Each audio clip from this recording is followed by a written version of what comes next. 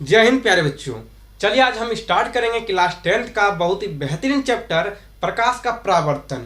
ये प्यारे बच्चों आपका लास्ट वीडियो है और सारा चीज बता दिया गया। ये आपका लास्ट वीडियो है और सिर्फ अभी आपको बचा हुआ न्यूमेरिकल बचा हुआ है और न्यूमेरिकल आपको करा दिया जाएगा। आपको घबराने की कोई जरूरत नहीं है और न्यूमेरिकल से पहले इन सभी फॉर्मूला को आपको देखना पड़ेगा, इन सभी फॉर्मूला को याद रखना पड़ेगा, तो ही आप जो है न्यूमेरिकल को कर पाइएगा।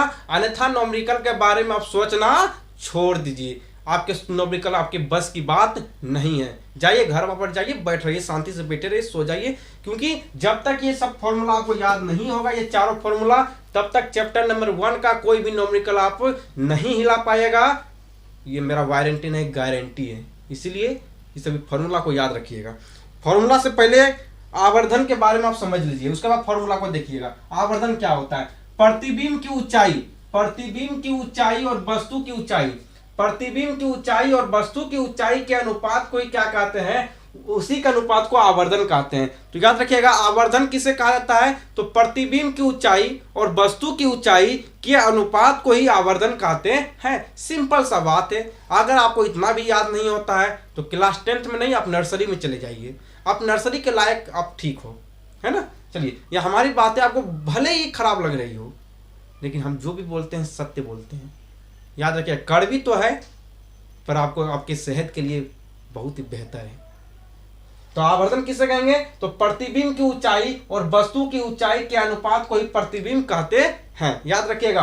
तो एच डैश डे, ये जो एच डैश होता है, ये एच डैश जो होता है, ये प्रतिबिंब की ऊंचाई होता है। ये प्रतिबिंब की ऊंचाई होता है, प्रतिबिंब की ऊंचाई। ये नीचे वाला जो एच, सिर्फ एच होता है। अगर डैश लग गया तो प्रतिबिंब की ऊंचाई, अगर सिर्फ एच है तो वस्तु की ऊंचाई।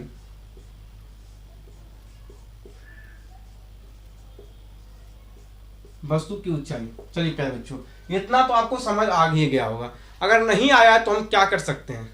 अगर इतना समझाने के बावजूद भी समझ नहीं आए तो हम तो इतना तक कर सकते हैं, इतना समझा सकते हैं ना। चलिए अब आते हैं इंपॉर्टेंट सूत्र पे। आपका सूत्र क्या है? चलिए ध्यान दीजिएगा सूत्र के ऊपर। पहला है F बराबर R/2। R होता है त्रिज्या, फोकस का था क्या था? त्रिज्या होता है। ये F मतलब क्या था? फोकस। चलिए प्यारे बच्चों, अब इतना याद हो गया होगा। F बराबर R/2 सिर्फ याद रखिए, ठीक है। ज्यादा दिमाग नहीं लगाइएगा, ज्यादा दिमाग लगाइएगा तो आप जो है कॉमन चल जाइएगा। इतना याद रखिएगा। उसके बाद दर्पण सूत्र क्या होता है? दर्पण सूत्र याद रखिएगा, 1/v प्लस 1/u बराबर 1/f। ये होता है दर्पण सूत्र। चलिए इतना याद रखिएगा। दर्पण सूत्र क्या होता है? तो 1/v प्लस 1/u बराबर 1/f। ये होता है दर्पण सूत्र। उसके बाद आवर्धन, आवर्धन m बराबर क्या होता है? तो h डैश बटे h। अभी आपको हम बताए थे h डैश बटे h। अभी आपको हम बताए थे कि आवर्धन बराबर होता है h डैश बटे h, और h डैश जो होता है ये प्रतिबिंब की ऊंचाई होता है, और ये h जो होता है ये वस्तु की ऊंचाई होता है। और दर्पण सूत्र क्या होता है? तो दर्पण सूत्र होता है 1/v प्लस 1/u बराबर 1/f। चलिए अब आते हैं चौथा फॉर्मूला। चौथा आपका होता है गोलीय दर्पण के लिए। तो गोलीय दर्पण के लिए क्या होता है? m बराबर -v बटे u। m बराबर क्या होता है? तो -v बटे u होता है। चलिए प्यारे बच्चों, यही आपका 4 फॉर्मूला है और यही 4 फॉर्मूला को आपको याद रखना है। देखिए, ये होता है वस्तु की दूरी, u होता है वस्तु की दूरी और v होता है प्रतिबिंब, ठीक है। चलिए ठीक है, इतना याद रखिएगा। u क्या होता है? तो वस्तु की दूरी, वस्तु की दूरी, और v क्या होता है? प्रतिबिंब की दूरी, प्रतिबिंब की दूरी। चलिए इतना आपको समझ आ गया होगा।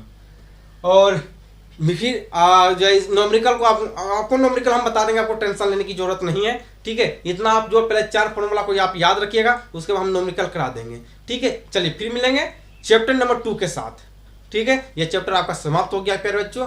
तब तक के लिए जय हिंद, जय भारत, और गर्व से कहिए जय बिहार।